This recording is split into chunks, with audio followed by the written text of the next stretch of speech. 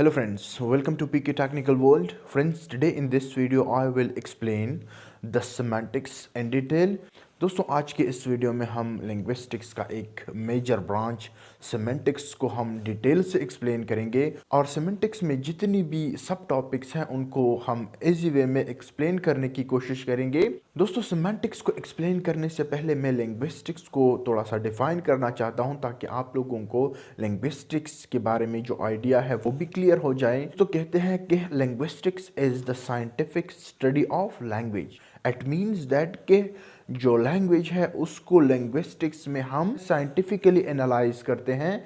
हम देखते हैं कि जो लैंग्वेज है उसका एक्सटर्नल स्ट्रक्चर कैसा है, उसका इंटरनल स्ट्रक्चर कैसा है, साइंटिफिक स्ट्रक्चर कैसा है, सेमांटिक स्ट्रक्चर कैसा है। इसके अलावा एक वर्ड, एक फ्रेज, एक सेंटेंस डिफरेंट सिचुएशन में क्या मीनिंग देता है। तो इट मीन्स दैट कि लिंग्विस्टिक्स में हम एक लैंग्वेज की हर एस्पेक्ट से एनालिसिस करते हैं। तो इस हवाले से लिंग्विस्टिक्स के हमारे साथ कई ब्रांचेस हैं। हर ब्रांच में हम लैंग्वेज की एक एस्पेक्ट को स्टडी करते हैं, जैसा कि फोनोलॉजी है, मॉर्फोलॉजी है, साइंटिक्स है, सिमेंटिक है, कंप्यूटेशनल लिंग्विस्टिक्स है। इसी तरह बहुत से ब्रांचेस हैं लिंग्विस्टिक्स के, उनको हम वन बाय वन एक्सप्लेन करेंगे। लेकिन आज के इस वीडियो में हम सेमेंटिक्स को डिटेल से एक्सप्लेन करेंगे। तो सबसे पहले आते हैं सेमेंटिक्स की डेफिनेशन की तरफ के सेमेंटिक्स किसे कहते हैं।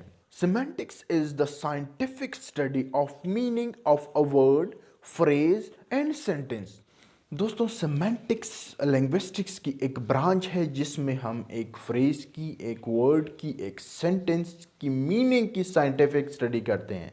इट मीन्स दैट कि एक वर्ड, एक सेंटेंस एक कॉन्टेक्स्ट में क्या मीनिंग देता है और दूसरे कॉन्टेक्स्ट में क्या मीनिंग देता है। एक वर्ड की लिटरल मीनिंग क्या है और बिहाइंड द कॉन्टेक्स्ट उसकी क्या मीनिंग है। Simply semantics is the scientific study of meaning, both annotative meaning and connotative meaning. दोस्तों हमारे साथ मीनिंग की टू टाइप्स है, conceptual meaning and associative meaning. दोस्तों अब हम मीनिंग की जो टू मेन टाइप्स हैं, conceptual meaning and associative meaning, उसको एक्सप्लेन करते हैं। उसके बाद हम फिर फीचर्स ऑफ सेमेंटिक्स को एक्सप्लेन करेंगे और लास्ट में हम रोल ऑफ सेमेंटिक्स को एक्सप्लेन करते हैं। तो आते हैं कंसेप्चुअल मीनिंग की तरफ। Conceptual meaning is also called annotative meaning, referential meaning and surface meaning. The surface meaning of a word, phrase, sentence is called conceptual meaning. यहाँ पर कहते हैं कि जो conceptual meaning होती है वो एक word, एक phrase की जो apparent meaning होती है, जो surface meaning होती है, जो literal meaning होती है या जो lexical meaning होती है, it means that जो कि dictionary के head words होते हैं उसकी जो मीनिंग्स होती हैं उसको कंसेप्चुअल मीनिंग कहते हैं। और जो एसोसिएटिव मीनिंग होती है उसके मुतालिक कहता है the deep and contextual meaning of a word, phrase and a sentence is called associative meaning. तो यहाँ पे कहते हैं कि एक वर्ड, एक फ्रेज, एक सेंटेंस की जो डीप और कंटेक्चुअल मीनिंग होती है उसको एसोसिएटिव मीनिंग्स कहते हैं। एसोसिएटिव मीनिंग्स को समझने के लिए लिसनर्स के पास, रीडर्स के पास जो वर्ड्स की डीप और कॉन्टेक्चुअल मीनिंग होती है उनके बारे में नॉलेज का होना ज़रूरी है।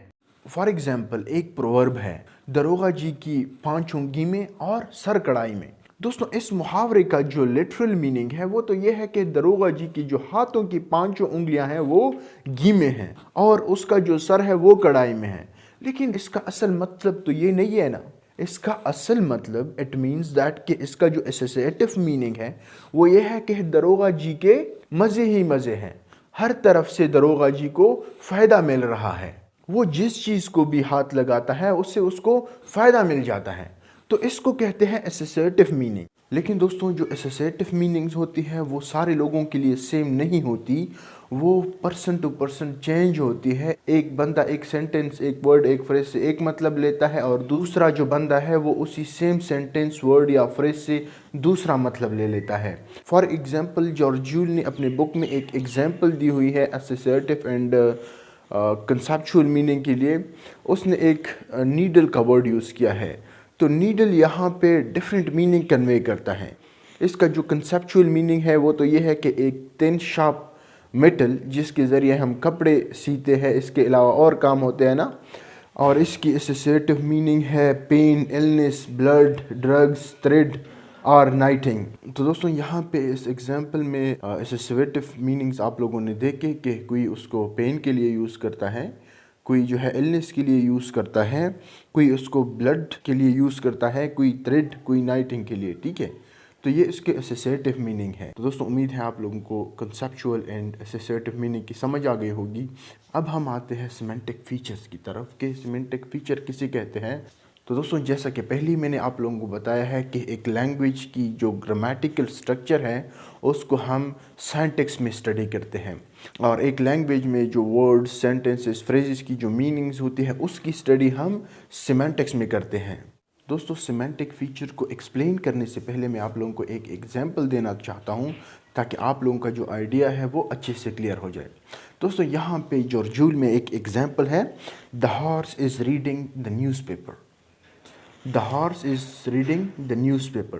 दोस्तों आप लोग मुझे बताएं क्या इसकी जो ग्रामेटिकल स्ट्रक्चर है वो ठीक है? हाँ बिल्कुल, इसकी जो ग्रामेटिकल स्ट्रक्चर है वो बिल्कुल ठीक है, क्योंकि इसमें जो वर्ब, नाउन, प्रोनाउन, ये सारी चीज़ें अपनी अपनी जगह पर फिक्स्ड है। लेकिन दोस्तों आप लोग देखें कि क्या ये जो हॉर्स है ये रीडिंग कर सकता है? नहीं कर सकता ना। तो यहाँ पे हम वर्ड्स की प्रॉपर्टीज़ को देखते हैं, यहाँ पे हम नाउन्स को देखते हैं, यहाँ पे हम वर्ब्स को देखते हैं कि क्या ये काम, ये जो नाउन है ये कर सकता है, ये जो वर्ब यूज़ हुआ है आया ये उस वर्ड के साथ रिलेटेड है या नहीं रिलेटेड है, आया ये वर्ड एनिमेटेड है या इनएनिमेटेड है, इट मीन्स दैट कि जानदार है या बेजान। तो दोस्तों यहाँ पर जॉर्जूल में एक बेहतरीन किस्म का टेबल दिया गया है जिसके ज़रिए हम नाउन्स की, वर्ब्स की जो प्रॉपर्टीज़ होते हैं वो हम अच्छे से यहाँ पर जान सकते हैं। दोस्तों याद रहे कि सिमेंटिक फीचर्स के थ्रू हम मालूम कर सकते हैं कि ये जो सेंटेंस है, ये जो फ्रेज़ है, आया ये सिमेंटिकली रॉन्ग है या करेक्ट है। क्योंकि बाज़ सेंटेंसेस तो ग्रामेटिकली ठीक होते हैं लेकिन जो सिमेंटिक स्ट्रक्चर होता है उन सेंटेंसेस का वो ठीक नहीं होता। जैसा कि मैंने आप लोगों को एग्जाम्पल दिया, the horse is reading the newspaper. तो ये जो सेंटेंस है ये ग्रामेटिकली तो ठीक है लेकिन सिमेंटिकली ऑड है। अब आते हैं टेबल की तरफ। दोस्तों इस टेबल में हम कुछ वर्ड्स मेंशन करेंगे और देखेंगे कि आया वो कुछ प्रॉपर्टीज़ पोजेस करते हैं या नहीं करते। तो अगर एक वर्ड एक प्रॉपर्टी को पोजेस करता है तो हम उसके साथ प्लस लगाएंगे, और अगर एक प्रॉपर्टी को पोजेस नहीं करता तो उसके साथ हम माइनस लगाएंगे। तो इसके थ्रू हमें पता चल जाएगा कि ये जो एग्जाम्पल्स हमने लिखे हुए हैं क्या ये सिमेंटिकली करेक्ट है या ऑड है। दोस्तों यहाँ पर जो ऊपर वाला रिबन है उसमें हमने टेबल, हॉर्स, बॉय और गर्ल लिखा हुआ है जिसकी हम प्रॉपर्टीज़ को फाइंड करेंगे, और वर्टिकल शेप में हमने कुछ प्रॉपर्टीज़ मेंशन किए हैं। अब हम यहाँ पर देखेंगे कि जो ऊपर रिबन में हमने जो सेंटेंसेस लिखी हुई है ये ऑड है या करेक्ट है। तो फर्स्ट वन है हमारे साथ टेबल। वहाँ पर हमने लिखा था टेबल इज डांसिंग। तो आप लोग मुझे बताएं कि ये जो टेबल है ये एनिमेट है। एनिमेट मीन जानदार, तो टेबल जानदार नहीं है, तो टेबल ये प्रॉपर्टी पोजेस नहीं करता। नेक्स्ट है हमारे साथ ह्यूमन। क्या टेबल ह्यूमन है? नहीं, टेबल ह्यूमन नहीं है। नेक्स्ट है फीमेल। क्या टेबल हमारे साथ फीमेल है? नहीं, टेबल हमारे साथ फीमेल भी नहीं है। और लास्ट में है हमारे साथ एडल्ट। तो दोस्तों अब हमने ये जो सेंटेंस लिखा हुआ है द टेबल इज डांसिंग, पहली बात तो ये है कि टेबल एनिमेटेड चीज़ नहीं है, और जो डांस करते हैं वो एनिमेटेड चीज़ें करती हैं। इट मीन्स दैट कि या तो वो गर्ल होगी या जो है मैन होगा, ठीक है। इसी तरह से कुछ जानवर भी नाचते हैं। तो यहाँ पे हम कह सकते हैं कि ये जो सेंटेंस है ये सिमेंटिकली बिल्कुल ऑड है। नेक्स्ट है हमारे साथ हॉर्स। एग्जाम्पल में हमने लिखा है the horse is reading the newspaper. तो फर्स्ट प्रॉपर्टी है हमारे साथ एनिमेटेड। क्या हॉर्स हमारे साथ एनिमेटेड है? हाँ, एनिमेटेड है। सेकंड है हमारे साथ ह्यूमन। तो क्या हॉर्स हमारे साथ ह्यूमन है? नहीं, ह्यूमन नहीं है, तो यहाँ पे हमने नेगेटिव लगाया है। थर्ड वन है हमारे साथ फीमेल। क्या हॉर्स हमारे साथ फीमेल है? नहीं, फीमेल भी नहीं है। और लास्ट वन है एडल्ट। क्या हॉर्स हमारे साथ एडल्ट है? हाँ, एडल्ट है। तो यहाँ पे दोस्तों आप लोग देखें कि ये सेंटेंस जो है ये सिमेंटिकली करेक्ट नहीं है, क्योंकि न्यूज़पेपर कौन रीड करते हैं? ह्यूमन रीड करते हैं, और यहाँ पर हॉर्स के साथ ह्यूमन वाली प्रॉपर्टी नहीं है। दोस्तों नेक्स्ट है हमारे साथ boy. The boy at all the food. तो यहाँ पर हम देखेंगे कि आया इस बॉय के साथ ये प्रॉपर्टीज़ है कि वो जो तमाम खाना है वो खाए या नहीं है। फर्स्ट वन है एनिमेट। तो बॉय हमारे साथ एनिमेट होता है, यहाँ पर हमने प्लस का साइन यूज़ किया है। दूसरी प्रॉपर्टी है हमारे साथ ह्यूमन। हाँ, बॉय एक ह्यूमन होता है। थर्ड है हमारे साथ फीमेल। क्या बॉय एक फीमेल होता है? नहीं। तो यहाँ पे हमने माइनस का साइन यूज़ किया है। लास्ट है हमारे साथ एडल्ट। तो बॉय एक एडल्ट भी नहीं होता। लेकिन दोस्तों ये सेंटेंस सेमेंटिकली करेक्ट है, क्योंकि जो एनिमेट चीज़ें होती हैं वो ही खाना खाते हैं, चाहे वो मेल हो, चाहे वो फीमेल हो, चाहे वो एडल्ट हो। फोर्थ वन है हमारे साथ मैन, फिफ्थ वन है गर्ल और लास्ट वन है हमारे साथ वमेन। तो दोस्तों आप लोग ये जो लास्ट 3 चीज़ें हैं इनकी आप अपनी तरफ से एक एक एग्जाम्पल कमेंट बॉक्स में मेंशन करें। दोस्तों ये तो हो गई फीचर्स ऑफ सिमेंटिक्स। अब आते हैं रोल्स ऑफ सिमेंटिक्स की तरफ। दोस्तों जॉर्ज ज़ूल अपने बुक में कहता है कि words are not only the container of meanings. Word सिर्फ और सिर्फ मीनिंग्स को कैरी नहीं करता, बल्कि ये जो वर्ड्स है ये डिफरेंट सिचुएशन पर, डिफरेंट कॉन्टेक्स्ट में डिफरेंट फंक्शंस परफॉर्म करते हैं। आप लोग देखें कि एक सेंटेंस में कितनी चीज़ें हो सकती हैं। वर्ब हो सकता है, नाउन हो सकता है, प्रोनाउन हो सकता है, एडजेक्टिव हो सकता है, इसी तरह से और चीज़ें हो सकती हैं। लेकिन डिफरेंट सिचुएशंस पर ये डिफरेंट फंक्शंस परफॉर्म करते हैं। आप लोगों को मैं द स्टडी ऑफ लैंग्वेज, ये जो जॉर्ज जूल का बुक है, इससे मैं आप लोगों को एक एग्जांपल दे दूं। The boy kicked the ball. लड़के ने बॉल को ला दी। दोस्तों याद रहे कि हमारे साथ 7 सिमेंटिक रोल्स है जो कि अपना किरदार अदा करते हैं। फर्स्ट है हमारे साथ एजेंट, दूसरा है थीम, तीसरा है इंस्ट्रूमेंट, चौथा है एक्सपीरियंसर, पांचवा है लोकेशन, छठा है सोर्स और लास्ट वन है गोल। तो दोस्तों ये जो टॉपिक है ये इंतहाई इजी है, आप बिल्कुल भी टेंशन ना लें। तो जो एग्जांपल मैंने आप लोगों को दे दिया कि the boy kicked the ball, इसमें हमारे साथ 2 एलिमेंट्स हैं। फर्स्ट वन है एजेंट और दूसरा है थीम। तो जिस एंटिटी ने एक्शन किया उसको एजेंट कहते हैं। The doer of action is called agent. और जिस चीज़ पर काम हुआ उसको थीम कहते हैं। इट मीन्स दैट कि जो बॉय है वो एजेंट है और जो बॉल है वो थीम है। दूसरे एग्जाम्पल की तरफ आते हैं। The dog cut the ball. यहाँ पे जो डॉग है वो एजेंट है और बॉल जो है वो थीम है। इसके अलावा the car run over the ball. Car जो है वो एजेंट है और ये जो बॉल है ये थीम है। उम्मीद है आप लोगों को एजेंट और थीम की समझ आ गई होगी।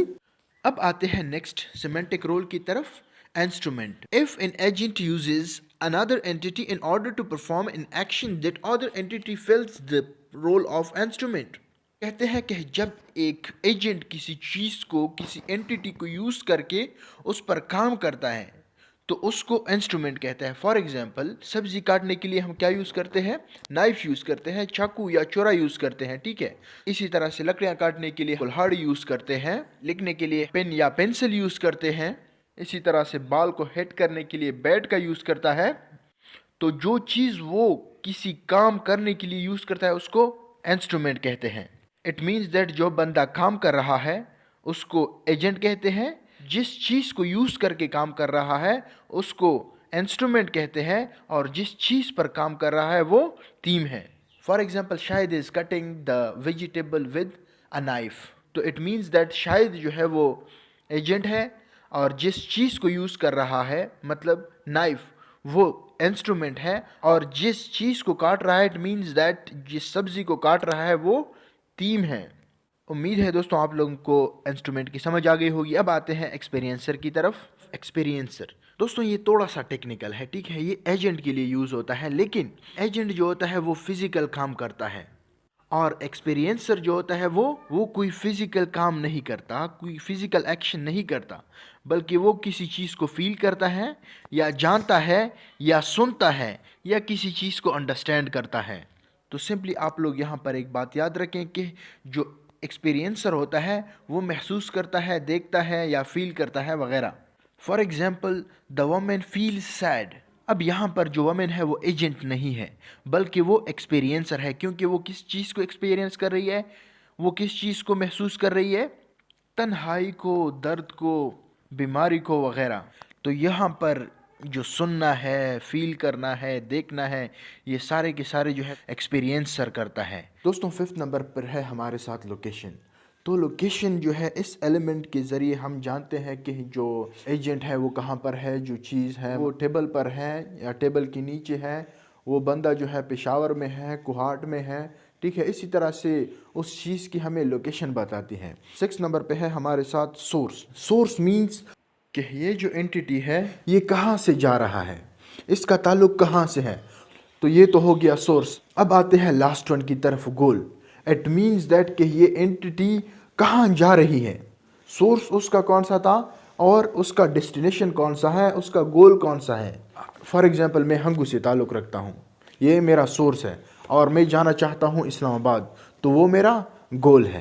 दोस्तों यहाँ पर जॉर्जूल में कुछ एग्जांपल्स है, उसको मैं आप लोगों के साथ शेयर करता हूँ। तो दोस्तों ये थी आज की वीडियो, उम्मीद है आप लोगों को समझ आ गई होगी। अगर फिर भी आप लोगों को इस टॉपिक में कोई भी प्रॉब्लम है तो आप लोग कमेंट बॉक्स में मेंशन करें, अगर ना हो तो आप लोग मुझसे व्हाट्सएप पर भी रब्ता कर सकते हैं। Thank you very much.